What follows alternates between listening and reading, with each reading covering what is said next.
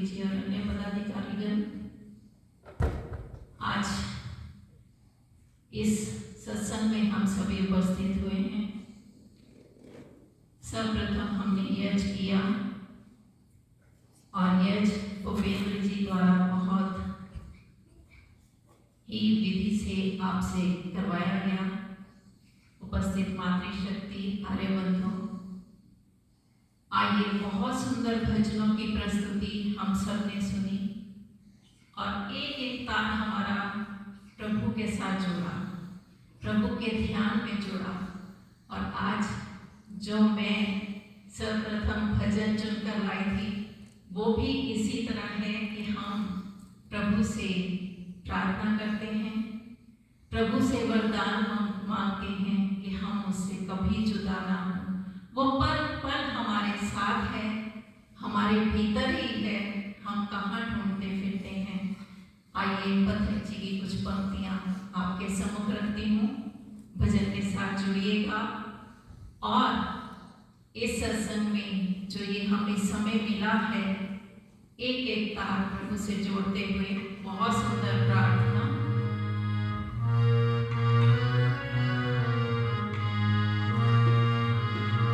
प्रभु जी मुझे वरदान दो, प्रभु जी मुझे वरदान दो, मैं कभी ना तुमसे जुदा रहूं। प्रभु जी मुझे वरदान दो, मैं कभी ना तुमसे जुदा रहूं। जैसे कि वधूत मिले रही, जैसे कि वधूत मिले रही, वैसे मैं भी तुमसे मिला रहूं। प्रभु जी मुझे वरदान दो, प्रभु जी मुझे वरदान दो।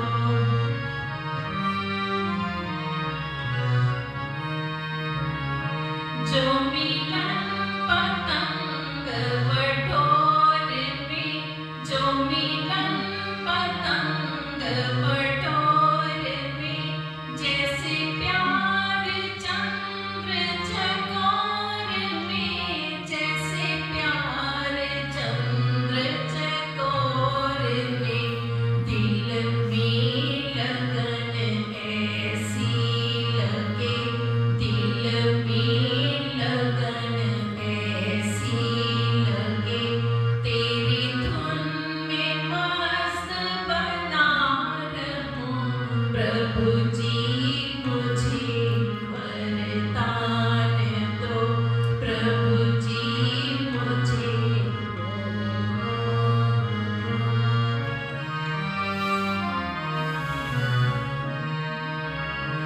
जो सुमन सुगंध का मेल है, जो सुमन सुगंध का मेल है, जैसे तन व प्राण का खेल है, जैसे तन व प्राण का खेल है।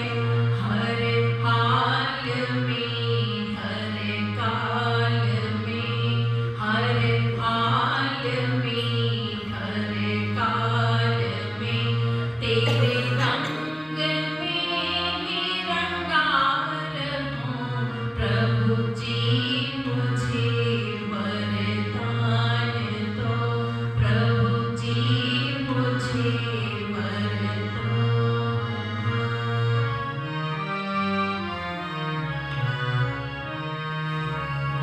तेरी वंदना मेरा कर्म हो, तेरी वंदना मेरा कर्म हो, तेरी साधना मेरा धर्म हो, तेरी साधना मेरा धर्म हो। मेरा देवता मेरे पास हो, मेरा देवता मेरे पास हो, मैं उपासना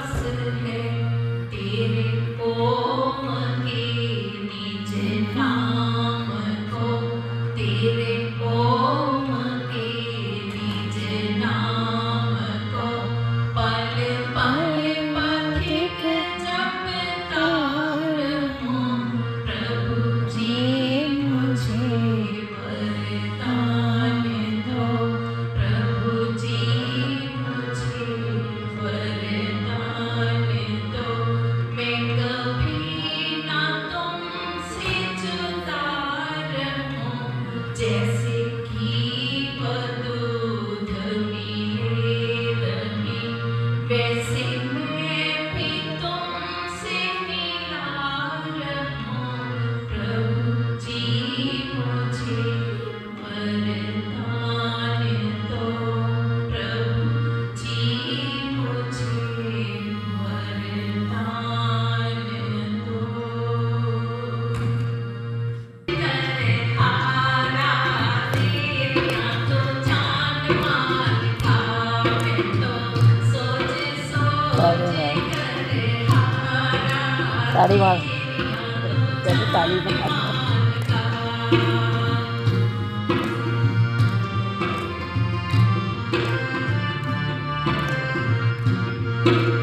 किस धातु से पवन बनाया, किस धातु से पानी, किस धातु से पवन बनाया, किस धातु से पानी।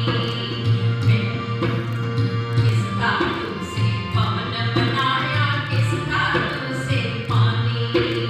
कैसे भी तेज की रचना मैं तो भेज न जानी, कैसे रच दिया सूरज तारा तेरिया तो जान मान का। कैसे रच दिया सूरज तारा तेरिया तो जान मान का। मैं तो सोच सोच करहारा तेरिया तो जान मान का। कैसे बादल आकाश में करे गर्जना भारी, कैसे बादल आकाश में करे गर्जना भारी। कभी न टपके एक बूंद, कभी भरते नदियाँ सारी, कभी न टपके एक बूंद, कभी भरते सारी। कैसे बिजली करे चमकारा तेरिया तो जान मान का। मैं तो सोच सोच करहारा तेरिया तो जान मान का। मैं तो सोच सोच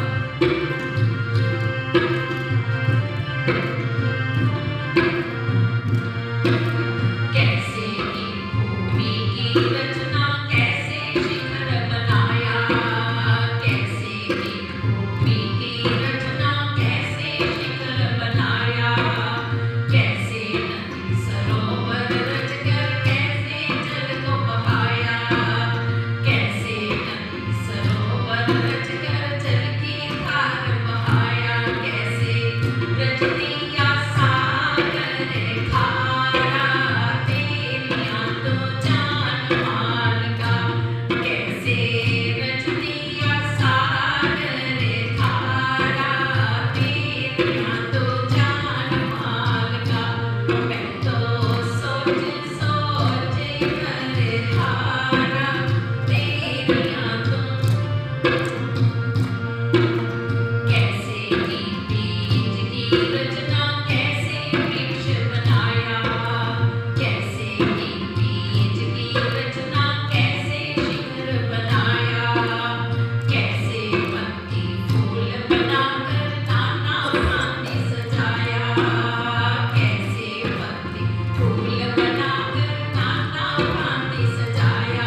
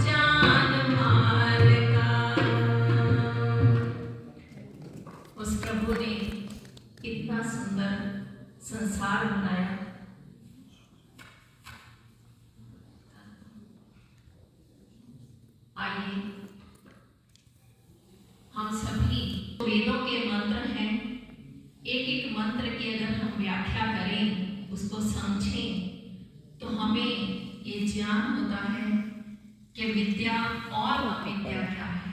मेरा हाथ थक जो हम सभी मेरा हाथ थक गया। अपनी समझ से बुद्धि से कार्य करेंगे और जो हम अंधविश्वास से कार्य करेंगे उसमें क्या भेद है। हम सभी एक ईश्वर की उपासना करते हैं और ईश्वर की उपासना करने का जो सही तरीका है वो हमें वेदों में बताया कि ईश्वर का बीज नाम ओम है, जो निराकार है, सर्वशक्तिमान है। तो हम उसी ईश्वर का ध्यान करते हैं जिसने इस ईश्वर सृष्टि को बनाया है, क्योंकि जो जन्म लेता है वो मनुष्य हो सकता है, महापुरुष हो सकता है, आप्त पुरुष हो सकता है। तो बहुत सुंदर वेद का एक मंत्र आया है जो आपके सम्मुख रख रही हूं। ऋग्वेद का ये छठे मंडल का 13वें सूक्त का प्रथम मंत्र है। कहा त्वद्विश्वा सुभग सौभाग्यमग्ने वीयन्ति वनिनो न वयः सृष्टि रयिर्वाजो वृत्तर तुर्य देवो वृष्टि रीड्यो रीतिरपाम। अगर एक एक मंत्र का एक एक शब्द का हम अर्थ समझने का प्रयास करें, ईश्वर के कई नाम हैं।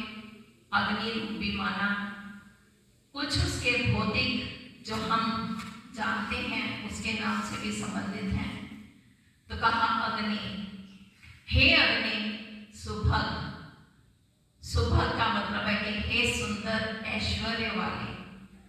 जो ईश्वर को हम कहते हैं कि ऐश्वर्यशाली है, कितने ही हम गुणों से उसको बुलाएं, कल्याणकारी है, दयालु है। तो इसी तरह कहा कि सुभग, ये सुंदर ऐश्वर्य वाले। त्वत्, त्वत् मीन्स जिसे ही। तो कुछ संस्कृत के शब्द उनके अर्थ हम जानते भी हैं। तो कहा कि तुझसे ही विश्व, विश्व है सब। और कहा सौभागानी, मतलब सुंदर ऐश्वर्य, वियंती विविध प्रकार से निकलते हैं, वनिनः न। जैसे वृक्ष से एक वृक्ष होता है, उसकी कितनी ही लताएं, कितनी ही टहनियां होती हैं और एक विशाल रूप धारण करता है। इसी तरह वो ईश्वर है। ईश्वर कहते हैं कि एक जगह नहीं है, एक देशीय हो तो ईश्वर नहीं हो सकता, क्योंकि हम सभी जानते हैं कि वो हम सबको देख और सुन रहा है। तो कैसे सुनता है? अगर एक जगह होगा तो हमें सुनेगा नहीं, हमें देखेगा नहीं। तो वो सर्वव्यापक है। तो कहा कि वनिनः न, जैसे वृक्ष से वयः शाखाएं, उसकी लताएं विविध प्रकार से निकलती हैं। तुझ वृक्ष सेवन करने वाले को, कि जैसे कि हम उसको वृक्ष के हर, कहते हैं ना कि पत्ते को भी हम, और टहनियों से भी, कुछ औषधियों, उसके फल से भी हम लाभ उठाते हैं। और ईश्वर ने जो रचा है इसमें वो सब हमारे लिए ही है, इतना उपकार किया है। तो कहते हैं कि सृष्टि शीघ्र ही रही भौतिक धन वृत्त रे वाजन, जैसे युद्ध में बल और दिवह वृष्टि, अंतरिक्ष की दिव्य वृष्टि तथा व्यवस्था रखते हैं, अनुशासन द्वारा चला रहा है कि नियम से हम देखते हैं कि सूरज निकलता है फिर छिपता है और उसका नियम कभी नहीं बदलता। ऋतुएं आती हैं और उसके साथ साथ ही मौसम बदलता है। तो कहा कि हम भूल, गलती या अनुचितता या अपराध या पाप का ठीक नियम अनुसार से हमें दंड मिलता है। तो कहते हैं कि हम जो भी अपने जीवन में करते हैं उन सब का हमें दंड भी मिलता है। तो परमात्मा ऐश्वर्य युक्त है, अपारिति ही इन जनों को गति देने वाला है। तो स्तुत्यः ज्योति प्राप्त हो ईश्वर के जैसे कि इस लताएं वृक्ष की होती हैं, ऐसे ही हमारे लिए ईश्वर सब कुछ देता है। तभी तो देवता क्या होता है? देने वाला। तो ईश्वर हमेशा देता ही देता है, बदले में कुछ नहीं लेता है। तो परमात्मा ऐश्वर्य युक्त है, उसी से सब सुंदर सुंदर ऐश्वर्य प्राप्त होते हैं। जैसे वृक्ष से शाखाएं निकलती हैं, उसी प्रकार परमात्मा रूपी वृक्ष का सेवन करने वालों को, अर्थात जो ईश्वर ने दिया है। हमने कितने अभी भजन बोले, सब में ईश्वर की भक्ति की, उनसे प्रार्थना की, उपासना की, और वेद के मंत्रों द्वारा भी हम इसी को भी करते हैं। तो कहा कि ईश्वर ने जो दिया है, ये मानव जीवन दिया है, चाहे वो कहें कि हमारे पूर्व जन्मों के कारण हमें ये मानव तन मिला है, पर उसका सदुपयोग हम किस प्रकार करते हैं, कैसे परोपकार करते हैं, दूसरे के कल्याण के लिए क्या भाव रखते हैं। और ये पंचभूतिक शरीर है, जो कि पृथ्वी, आकाश, सूर्य, जल, वायु, तेज, और उसी का सेवन करने वालों को सब कुछ प्राप्त होता है। जैसे भौतिक धन हमें कैसे प्राप्त हो सकता है? पुरुषार्थ से। अगर कहें कि हमारे सामने खाना पड़ा है तो अपने आप हमारे मुंह में आ जाएगा? नहीं आएगा ना। तो हमें उसके लिए प्रयास करना होगा, प्रयत्न करना होगा। इसी प्रकार जैसे कहते हैं हमारे जीवन यापन के लिए धन आवश्यक है, पर उसके लिए हमें क्या करना है? पुरुषार्थ करना है। बिना मेहनत के कुछ नहीं होता। और आज ही तो कोई भी कहते हैं ना कि हमेशा दुत्कारा जाता है, तो पुरुषार्थ हमारे जीवन में बहुत आवश्यक है। और ये पुरुषार्थ अगर बुद्धि से और यश, बल, कीर्ति उसी प्रभु की छत्र छाया से ही प्राप्त होती है। जिसे कहते हैं ना कि ईश्वर की कृपा होती है तो हम वो कार्य कर पाते हैं। तो कृपा कब होगी? God help those who help themselves. जब तक हम अपने लिए पुरुषार्थ नहीं करते तो ईश्वर क्या करेगा? उसको क्या पता कि आप क्या करने जा रहे हैं। वो पल पल की आपकी खबर रखता है कि आपने क्या किया, पर आप क्या करने वाले हैं, ये पुरुषार्थ आपका अपना ही है। और हर पुरुषार्थी को कहते हैं ना कि जो पुरुषार्थ करता है उसकी सब सुनते हैं, उसके लिए सब प्रयास भी करना शुरू कर देते हैं। कहते हैं ना सारी कायनात उसके लिए जुड़ जाती है। आप अकेले कुछ नहीं कर सकते, आपके लिए कोई ना कोई साथ आवश्यक है। तो उसके लिए जो पुरुषार्थ किया वो हमें ईश्वर तक भी पहुंचाएगा, ईश्वर की कृपा का पात्र बनाएगा। तो हम पुरुषार्थ दुनिया में आए हैं तो कुछ ना कुछ हमें करना है, और इसी पुरुषार्थ के बल पर हम अपने जीवन को सफल बनाएंगे। और एक पुरुषार्थी के लिए सब कुछ है कि जैसे कि तूफान का मुंह मोड़ना। और उसके बाद आइए एक पथिक जी की कुछ पंक्तियां आपके सम्मुख रखती हूँ।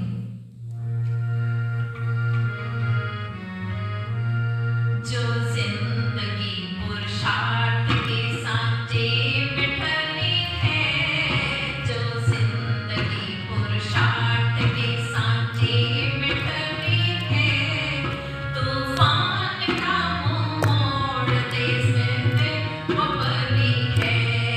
जो जिंदगी पुरुषार्थ के सांचे बिठली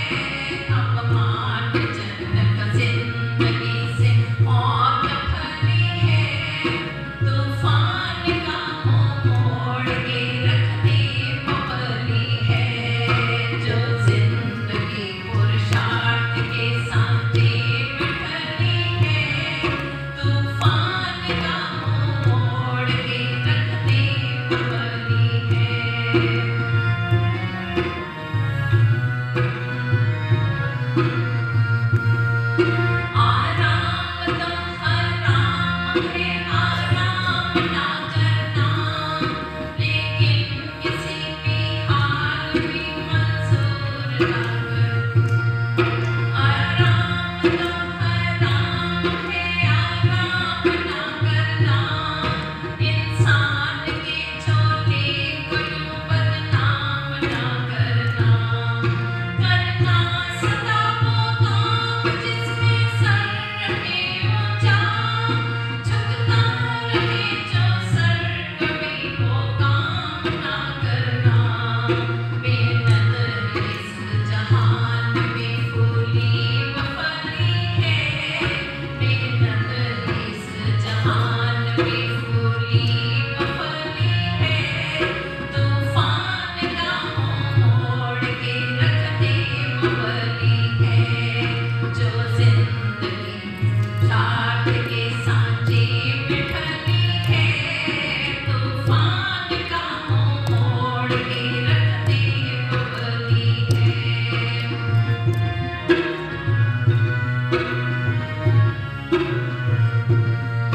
कुंभकर्ण मरा बड़ा अभिमान था जिनको, और कंस दुर्योधन भला अच्छे लगे इनको।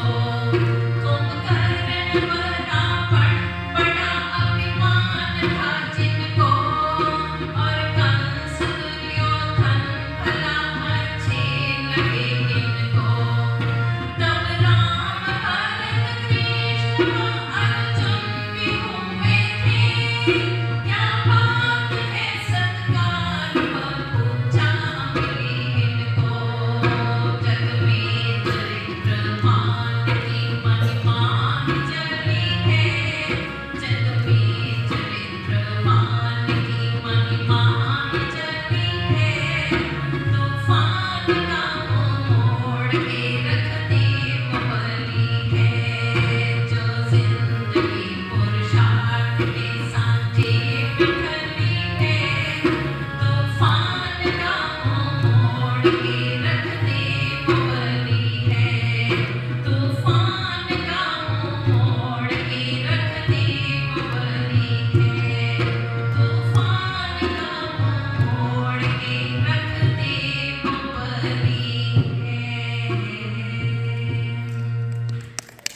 बहुत सुंदर पंक्तियों के द्वारा पथिक जी ने अपने इस गीत में